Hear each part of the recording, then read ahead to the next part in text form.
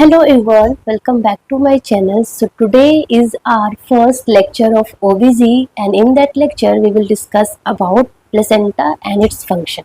Very important topic. So first of all, placenta and its function. So सबसे पहले हमारा जो first question है that is the human placenta is formed by fetal side. जो हमारा ये fetal side है ना, as you can see in this picture, this is the fetal side and this is the maternal side. So fetal side is formed by as you can see in this picture, that is chorion frondosum. So देखो basically you know कि fertilisation होता है, zygote बनता है, then zygote divide होता है, blastocyst में convert होता है एंड वो ब्लास्टोसिस्ट आके एंडोमेट्रियम में इम्प्लांट हो जाता है. आफ्टर इम्प्लांटेशन ट्रोफोब्लास्ट साइटोट्रोफोब्लास्ट होता है एंड वो धीरे धीरे क्या होता है, प्लेसेंटा में कन्वर्ट होने लग जाता है. ठीक है ना. सो फीटल साइड जो है ना, ट्रोफोब्लास्ट का जो फीटल साइड आपको दिख रहा है, that is formed by chorion frondosum. Very important question है ना, वन लाइनर में इंपॉर्टेंट क्वेश्चंस यहाँ से आ सकता है कि placenta, human placenta formed by fetal side. So fetal side human placenta is formed by chorion frondosum and इसको साइटोट्रोफोब्लास्ट भी बोलते हैं. ठीक है ना. And maternal side is formed by decidua basalis. As you know कि आफ्टर इम्प्लांटेशन जो endometrium होता है ना, उसको क्या बोलते हैं, डेसिडुआ बोलते हैं. So the fetal maternal side of placenta is formed by decidua basalis. ठीक है ना. सो ये दोनों का आपको पता चल गया आंसर. ठीक है, वेरी इंपॉर्टेंट. याद हो गया? ठीक है, याद हो गया. So the first is fetal side is formed by chorion frondosum and the maternal side is formed by decidua basalis. Okay. And जो fetal side होता है that form 4/5 part of placenta. So 4/5 part जो है ना वो fetal side का होता है and 1/5 part जो है वो maternal side का होता है. ठीक है ना.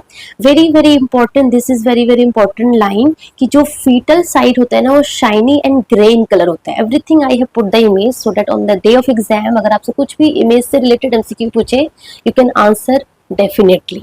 ठीक है, बिकॉज ओबीजी का इमेज बहुत इंपॉर्टेंट है. So you can see this is dull very like ऐसे शाइनी आपको अपीयरेंस हो रहा है, सेंटर में कोड है. ठीक है ना. So this is the fetal side, this is the fetal side and ये आपको ऐसे रेड कलर का दिख रहा है, ऐसे कॉटिलेडन्स, बहुत सारे कॉटिलेडन्स है. So this is the maternal side.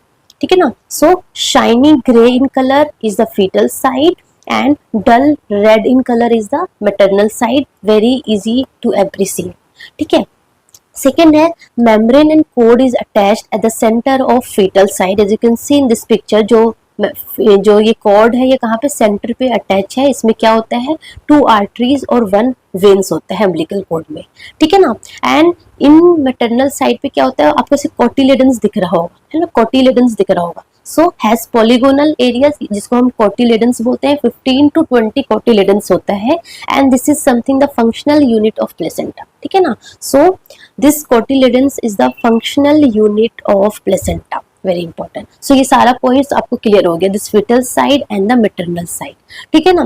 Plus जो एरिया है ना, the area occupied by the fetal side that is equal to the maternal side. This is very important. So area में वो नहीं होता, area is equal, मतलब area occupied by the fetal side as you can see that area occupied by the fetal side is equal to the maternal side. ठीक है ना.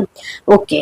Then some like one liner questions sometimes ask, like नॉसेट में तो बहुत कम पूछते हैं but in like other competitive exam होता है उसमें बहुत ज़्यादा पूछा जाता है. जैसे कि formation begin, that is placental formation begin by just after implantation. जैसे इम्प्लांटेशन होता है वैसे ही प्लेसेंटा का फॉर्मेशन स्टार्ट हो जाता है. तो 6th to 7th डे से स्टार्ट हो जाता है and anatomically it ends by 16th week.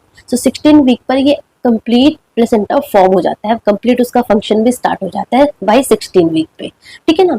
And the wait of placenta at the term is 500 ग्राम, है ना. Weight of the placenta at the term is 500 gram and if they ask about the ratio of the weight of placenta and the fetus at term, that is 1:6. So 1:6 is the ratio of the weight of placenta to the weight of fetus at the term. ठीक है. Then one another MCQ they can ask कि gestational age at which weight of placenta is equal to weight of fetus, that is around 17 week पे weight of placenta is equal to the weight of fetus, ठीक है ना. and this placenta has discoid shape, disc like shape होता है, and इसका जो diameter होता है that is 15 to 20 centimetre diameter होता है, एंड इसकी जो थिकनेस होती है that is around 2.5 to 4 centimetre होता है, ठीक है ना. अगर मोर देन 4 सेंटीमीटर थिकनेस होगा तो उसको हम बोलते हैं प्लेसेंटोमेगेली, प्लेसेंटोमेगेली, ठीक है. 2.5 सेंटीमीटर से कम होगा तो उसको हम स्मॉल प्लेसेंटा बोलेंगे. So more than 4 centimetre placentomegaly, this question can ask in the NORCET कि प्लेसेंटोमेगेली कौन से कंडीशन में देखने को मिलता है. सो इन ऑल द कंडीशन जहाँ पे फीटल कार्डियक आउटपुट हाई होगा वहाँ पे प्लेसेंटोमेगेली देखने को मिलेगा, जैसे कि फीटल एनीमिया हो गया, हाइड्रोप्स फिटालिस हो गया, maternal diabetes and molar pregnancy में प्लेसेंटोमेगेली देखने को मिलता है. एंड सम कंडीशन जहाँ पे स्मॉल प्लेसेंटा होता है जैसे कि यूट्रो प्लेसेंटल इनसफिशियंसी हो गया, PIH हो गया, इंट्रा यूटेराइन ग्रोथ रेस्ट्रिक्शन हो गया, स्मॉल बेबी, यहाँ पे आपको स्मॉल प्लेसेंटा देखने को मिलता है, ठीक है. Then the next question that can be asked in the exam, that is the attachment of placenta, कि बेसिकली प्लेसेंटा कहाँ अटैच होता है, यहाँ यहाँ यहाँ कहाँ पे अटैच होता है. So the normal attachment of placenta is the upper uterine segment. Upper uterine segment is the normal attachment of fetus, sorry placenta. अगर प्लेसेंटा लोअर यूटेराइन सेगमेंट के पास हो या फिर लोअर यूटेराइन सेगमेंट पर ही हो या with in 2 centimetre lower uterine segment में हो तो इसको हम क्या बोलते हैं, इसको हम बोलते हैं प्लेसेंटा प्रेविया, जो कि हम बाद में पढ़ेंगे, ठीक है ना. Placenta praevia. If placenta attached to the lower uterine segment within 2 centimeter, that is called low lying placenta या फिर placenta previa बोल सकते हैं ना. So that is the abnormal condition. Normally placenta attached at the upper uterine segment. Okay, so this type of question you can easily give. Again very important one liner MCQ, that is कि maternal blood. सो देखो ये हमारा maternal blood यहाँ पे होता है, ये आपको दिख रहा है ये वाला space, that is intervillous space, है ना. So maternal blood present in intervillous space and that is approximately कितना होता है, 150 ml होता है, ठीक है ना. एंड फीटल ब्लड कहाँ पे होता है, फीटल ब्लड हमारा विलाईज में होता है. So fetal blood present in villi and that is approximately 350 ml होता है.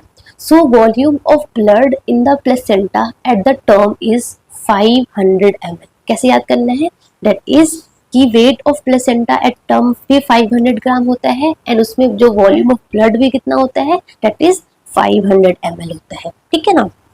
प्लस मैंने आपको फीटल सर्कुलेशन ऑलरेडी मैंने आपको बहुत इजी वे में आपको मैंने पीडियाट्रिक्स लेक्चर में कंप्लीट कराया है. सो फीटल सर्कुलेशन में आपको अभी नहीं पढ़ाने वाली हूँ. Just you know some important point, that is fetal circulation stabilise by 21 days after fertilisation and fetal blood flow through the placenta at term is around 400 to 500 ml per kg per minute. This point I already covered but again मैं थोड़ा सा बता देती हूँ. And rate of oxygen delivery to fetus is at 8 ml per kg per minute. ठीक है. And very important, placenta have no nerve innervation, like कोई भी sympathetic या फिर parasympathetic nervous system नहीं होता है प्लेसेंटा का. बट जो वेजोडाइलेटर है, जो वेसल्स है वो डायलेट या फिर कंस्ट्रिक्ट कैसे होता है, वेजोडाइलेटर होता है बाय नाइट्रिक ऑक्साइड, है ना, एंड वेजो कंस्ट्रिक्टर होता है बाय रास सिस्टम के थ्रू, ठीक है. And have no any sympathetic और parasympathetic nervous system for the placenta. Okay, so this point I think clear. Then the very important, that is the placental function. तो ये सारा आपको इंपॉर्टेंट पॉइंट ऑफ प्लेसेंटा समझ में आ गया, ठीक है ना. देन हमारा आता है कि प्लेसेंटा का क्या काम है ना. सो प्लेसेंटा का क्या काम है, very important. So the first thing कि आप सबको पता है प्लेसेंटा का द मोस्ट इंपॉर्टेंट काम क्या है कि एक्सचेंज करना, गैस का एक्सचेंज करना. सो बेबी को ऑक्सीजन देगा, मदर से बेबी को ऑक्सीजन मिलेगा, फीटस को ऑक्सीजन मिलेगा एंड फीटस जो भी CO2 प्रोड्यूस करेगा, जो भी वेस्ट प्रोड्यूस करेगा वो from the fetus to mother side जाएगा. तो एक एक्सचेंज का काम करता है. तो गैस एक्सचेंज में, न्यूट्रिएंट्स का एक्सचेंज में काम करता है, प्लस हार्मोन प्रोड्यूस भी करता है ना. So these are the function of the placenta. So metabolic and endocrine functions भी है, हार्मोन प्रोडक्शन करता है, and exchange of gases and the nutrition. So these are the important function of the placenta. इसके detail में हम जाते हैं तो मेटाबॉलिक फंक्शन में क्या है। सो मेटाबॉलिक में क्या करता है, वेरी वेरी इंपॉर्टेंट, बेबी को ग्रोथ होने के लिए क्या चाहिए, बेबी को ग्रोथ होने के लिए चाहिए ग्लूकोज। तो क्या करता है, मदर से बेबी को ग्लूकोज मिलता है, ठीक है ना। सो मदर से फीटस को ग्लूकोज ट्रांसफर करता है, कौन करता है, that is the placenta. As you can see this, है ना, ये हमारा मदर का यूट्रस है ना। सो सारा कुछ मदर से कहाँ से आएगा, ये प्लेसेंटा है। This is the basic carrier, है ना। सो ये प्लेसेंटा है, ये हमारा फीटस है। तो सारा कुछ यहाँ से यहाँ आएगा, ठीक है ना। फीटस जो भी गंदा प्रोड्यूस करेगा वो सारा प्लेसेंटा के थ्रू मदर को जाएगा। So this is the basically mechanism होता है। So transfer glucose, fatty acids and amino acids to the fetus, ठीक है। प्लस प्लेसेंटा क्या करता है, प्लेसेंटा ना ग्लाइकोजन एंड कोलेस्ट्रॉल को भी स्टोर करता है फॉर इमरजेंसी कंडीशन। जब उसको जरूरत चाहिए, जब उसको ग्लूकोज चाहिए और उसको ग्लूकोज नहीं मिलेगा तो वो क्या करेगा, ग्लाइकोजन को कन्वर्ट कर देगा। तो फॉर दैट वो ग्लाइकोजन एंड कोलेस्ट्रॉल को भी स्टोर करता है, ओके। प्लस प्रोटीन को भी प्रोड्यूस करता है, एंड जो भी वेस्ट जनरेट होता है ना वो मदर को ट्रांसफर करता है। So these are the metabolic function of the placenta, ठीक है। जैसे कि लैक्टेट प्रोड्यूस होगा वो मदर को ट्रांसफर कर देगा। So this are the metabolic function. Coming to endocrine function. So endocrine function में बेसिकली क्या करता है, हार्मोन्स प्रोड्यूस करता है। सो हार्मोन में जैसे कि स्टेरॉयडल हार्मोन जैसे कि एस्ट्रोजन, प्रोजेस्टेरोन, कॉर्टिकोस्टेरॉइड्स प्रोड्यूस करता है, एंड सम पेप्टाइड हार्मोन जैसे कि एचसीजी, एचपीएल, वो सब हम डिटेल में पढ़ लेंगे। CRH, insulin like growth factor हो गया, है ना, प्लेसेंटल ग्रोथ फैक्टर हो गया, वस्कुलर एंडोथेलियल ग्रोथ फैक्टर। तो ये सारे पेप्टाइड हार्मोन रिलीज करता है। ये सारे हार्मोन बहुत इंपॉर्टेंट है फीटल ग्रोथ के लिए और प्रेगनेंसी को सपोर्ट करने के लिए, है ना। सो ये सारे हार्मोन्स इंपॉर्टेंट है, ठीक है। सो हम वन बाय वन हार्मोन्स के बारे में पढ़ लेते हैं, दैट इज एचसीजी। सो सबसे पहले एचसीजी बहुत इंपॉर्टेंट है, that is human chorionic gonadotropin, ठीक है। सो ये कहाँ से सिक्रेट होता है, इट इज सिक्रेटेड बाय सिंसियोट्रोफोब्लास्ट, है ना। जो हमारा ब्लास्टोसिस्ट है वो इम्प्लांट होता है, then it is converted into like trophoblast, cytotrophoblast, syncytiotrophoblast, है ना। So it is secreted by syncytiotrophoblast. And you know कि हम यूरिन प्रेगनेंसी टेस्ट करते हैं और उसमें भी बेसिकली हम क्या डिटेक्ट करते हैं, उसमें भी हम डिटेक्ट करते हैं एचसीजी, ठीक है ना। So HCG detected in the serum 8 days after fertilisation. And जो हमारा यूपीटी होता है, यूरिन प्रेगनेंसी टेस्ट, जो कि एचसीजी डिटेक्ट करता है when 20 to 50 milli international unit पर ml अगर एचसीजी हमारे ब्लड में होगा तो भी ये डिटेक्ट कर लेगा, ठीक है ना, यूपीटी, ठीक है। And UPT is based on sandwich ELISA test. ये 10 जस्ट इंफॉर्मेशन अगर एग्जाम में आ गया तो यू कैन आंसर, ठीक है। So you can understand कि HCG is secreted by syncytiotrophoblast, right. And जैसे जैसे प्रेगनेंसी एडवांस होता है ना, लेवल ऑफ एचसीजी इंक्रीज हो जाता है, लाइक विद इन 48 आवर्स में ये बेसिकली डबल हो जाता है, ठीक है ना। सो डे 1 पे एंड डे 3 पे अराउंड डबल हो जाएगा, ठीक है। बट धीरे धीरे प्रेगनेंसी इंक्रीज हुआ, ये इंक्रीज होगा and maximum level by 10 week. So by 10 week और 60 to 80 days आफ्टर फर्टिलाइजेशन इसका जो है एचसीजी का मैक्सिमम लेवल होगा, and then after that HCG धीरे धीरे डिक्रीज होने लग जाएगा, ठीक है ना। So very very important, maximum level और peak level of HCG is around 10 week और 60 to 80 days, then start to decrease. So minimum level जो होता है वो 16 to 20 वीक पे होता है, एंड ये लेवल जो है ना maintain through out the pregnancy. So low level of HCG maintain through out the pregnancy. It is not कि मैक्सिमम लेवल रहेगा, maximum level only around 60 to 80 days के अराउंड रहता है, उसके बाद वो धीरे धीरे डिक्रीज हो जाता है, अराउंड 16 to 20 वीक पर ये एकदम लो लेवल पे आ जाता है, एंड ये low level through out the pregnancy maintain रहता है। सो ये बेसिकली हमारा एचसीजी का इंक्रीज एंड डिक्रीज होता है, ठीक है। But one more important thing, यहाँ से इम्पोर्टेंट एमसीक्यू पूछ सकते हैं, दैट इज कि हायर लेवल ऑफ एचसीजी कहाँ कहाँ देखने को मिलता है। So like in multi fetal pregnancy हो गया, आरएच नेगेटिव प्रेगनेंसी हो गया, जेस्टेशनल ट्रोफोब्लास्टिक डिसीज हो गया, डाउन सिंड्रोम में क्या होता है, एचसीजी हायर होता है। लोअर एचसीजी देन एक्सपेक्टेड कहाँ कहाँ होता है, दैट इज अबॉर्शन में, एक्टोपिक प्रेगनेंसी में, and trisomy other than 21। So other than down syndrome और जितने भी ट्राइजोमी होता है जैसे कि 18 हो गया, 13 हो गया, इन सब में जो एचसीजी है वो क्या होता है, लोअर होता है देन एक्सपेक्टेड, ठीक है ना। सो ये आपको ये लाइन आपको पता होना चाहिए, ठीक है। तो ये तो हमने देख लिया कि it is secreted by syncytiotrophoblast, but काम क्या है, एचसीजी क्यों सिक्रेट हो रहा है एंड ये थ्रू आउट द प्रेगनेंसी क्यों एक लेवल मेंटेन होकर रहता है? Because first of all starting में ये क्या करता है, it maintain the corpus luteum, so like up to 3 month तक ये इन अर्ली प्रेगनेंसी में कॉर्पस ल्यूटियम को मेंटेन करके रखता है, ठीक है। प्लस और क्या करता है ये ना जो लेडिक सेल्स है, जो मेल फीटस होता है उसके जो लेडिक सेल्स है ना, उसको स्टिमुलेट करके वो टेस्टोस्टेरोन हार्मोन रिलीज करता है, ठीक है। सो सेकंड वर्क हो गया। एंड थर्ड काम क्या करता है कि ये स्मूथ मसल रिलैक्सेशन है, सो प्रेगनेंसी को भी सपोर्ट करता है, ठीक है ना। सो स्मूथ मसल रिलैक्सेशन है and it prevent the rejection of fetus. So these all important function of HCG, human chorionic gonadotrophin, ठीक है। देन सेकंड हमारा हार्मोन है IGF, that is insulin like growth factor. एक IGF-1 भी होता है, 2 भी होता है। आपको जस्ट रिमेंबर करना है कि IGF बेसिकली क्या करता है, IGF basically insulin like growth factor, so basically fetal की ग्रोथ में ये हेल्प करता है, ठीक है। सिंपल आपको याद करना है। थर्ड हमारा हार्मोन था CRH, that is corticotrophin releasing hormone, and ये बेसिकली लेबर के टाइम ये हेल्प करता है, so it helps in labour में, ठीक है। फोर्थ हमारा था VEGF पढ़ा था आपने, that is vascular endothelial growth factor, and PGF that is placental growth factor, and ये बेसिकली क्या करता है, वेजोडाइलेशन करता है, ठीक है ना। So these are the important function. उसमें से सबसे इंपॉर्टेंट है HCG का काम। HCG का काम बेसिकली आपको पता होना चाहिए, ठीक है। Then next one is the HPL, that is human placental lactogen, and it is also known as human chorionic somatotrophin, and again like HCG it is secreted by syncytial trophoblast, and ये जो है ना, ये कब detect होता है, around 3 week of pregnancy में ये डिटेक्ट होता है, and it increase through out the pregnancy. And इसका जो पीक लेवल है वो 34 टू 36 वीक के अराउंड जब से ज्यादा पीक होता है। तो हमने देखा कि HCG है ना वो इंक्रीज होता है एंड 60-80 डेज के अराउंड एकदम पीक होता है, देन लो हो जाता है एंड वो लो लेवल मेंटेन रहता है। बट HPL ना धीरे धीरे इंक्रीज होगा एंड वो एकदम पीक हो जाएगा, 34 से 36 वीक पे एकदम पीक रहेगा। सो ये धीरे धीरे इंक्रीज होता है, HCG धीरे धीरे डिक्रीज होता है, ठीक है। That is very important. So HPL का काम क्या है, ये बेसिकली फीटल ग्रोथ में हेल्प करता है। फीटल ग्रोथ में कैसे हेल्प करते हैं, by providing glucose to the fetus. So mother से बेसिकली ग्लूकोज किसको देता है, फीटस को देता है, that is the HPL function. So because of that HPL का काम क्या है कि फीटस को ग्लूकोज देना ही देना है। तो वो क्या करेगा basically, it increase the insulin resistance, है ना। सो मदर में ग्लूकोज रहेगा तभी तो फीटस को ग्रोथ मिलेगा। So it increase the glucose in mother and it is something diabetogenic kind of hormone है, तो मदर में डायबिटिक कॉज कर सकता है, ठीक है ना।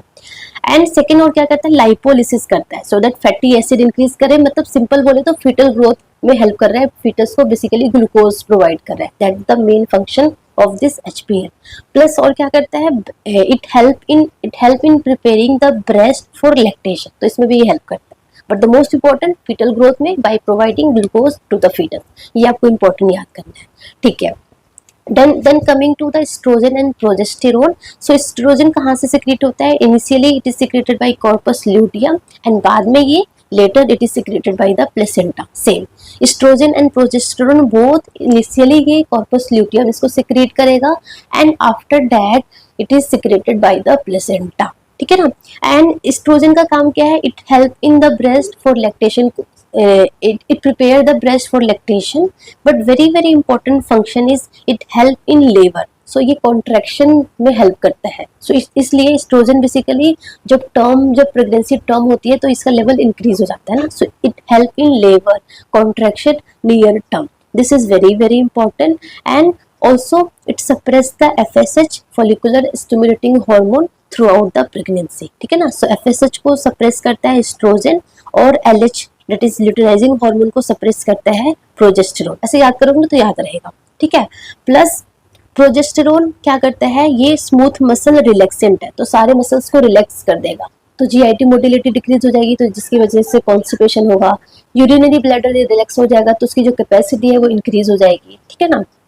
प्लस और क्या करता है, it prevent the expulsion of fetus, very important है ना। सो जो फीटस इसको अंदर से सपोर्ट करके रखता है ना। सो दैट्स वाई अगर जो प्रीटर्म लेबर अगर लाइक इन द इनिशियल में अगर सर्वाइकल इनकॉम्पिटेंसीज होती है तो हम प्रोजेस्टेरोन भी देते हैं ना, सो दैट प्रेगनेंसी को सपोर्ट कर सकते हैं, वो हम आगे पढ़ेंगे। तो that is very important. Plus इसका और भी क्या क्या काम है, that is immunosuppressive plus anti inflammatory actions भी है, ठीक है ना।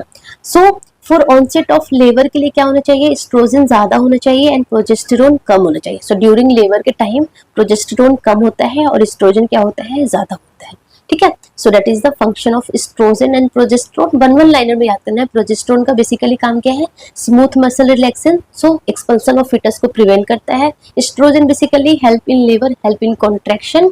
और हमारा एचपीएल बेसिकली क्या कर रहा है कि फीटस को ग्लूकोज दे रहा है, सो फीटल ग्रोथ करता है, ठीक है। और हमारा आईजीएफ भी फीटल ग्रोथ करता है, सीआरएच जो है वो लेबर में हेल्प करता है, वीजीएफ जो है वो डायलेशन में हेल्प करता है, और एचसीजी जो बेसिकली क्या करता है, कॉर्पस ल्यूटियम को भी मेंटेन करके रखता है, ठीक है ना। कॉर्पस ल्यूटियम मेंटेन रहेगा तो हो जाके एस्ट्रोजन प्रोजेस्टेरोन रिलीज होगा, ठीक है ना। प्लस इसके साथ साथ द मोस्ट इम्पोर्टेंट कि ये जो मेल की जो फीटस है ना, मेल जो फीटस होता है उसके लेडिक सेल्स को स्टिमुलेट करता है एंड टेस्टोस्टेरोन हार्मोन रिलीज करता है। प्लस उसके साथ साथ वो स्मूथ मसल रिलैक्सेशन भी है ना। फीटस को रिजेक्शन भी प्रिवेंट करता है, ठीक है ना।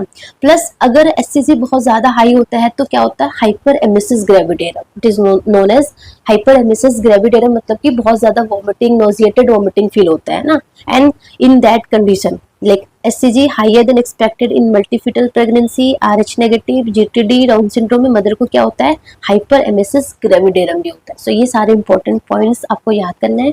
सो आज का जो लेक्चर था वो थोड़ा सा थियोरेटिकल था, मतलब कि बहुत ज्यादा याद करने वाला था, कोई बात नहीं, इन द नेक्स्ट लेक्चर धीरे धीरे थोड़ा सा इंटरेस्टिंग भी आएगा, है ना। जब लाइक लेबर आएगा, प्री टर्म लेबर हो गया, जितने भी जो हम कॉम्प्लिकेशन पढ़ेंगे ना वो सारा इंटरेस्टिंग है। ये थोड़ा जो पार्ट है वो थोड़ा सा थियोरेटिकली थोड़ा रट्टा मारने वाला है, कोई नहीं, इसको थोड़ा बार बार पढ़ोगे तो आपको याद हो जाएगा, ठीक है। So all the best, thank you so much.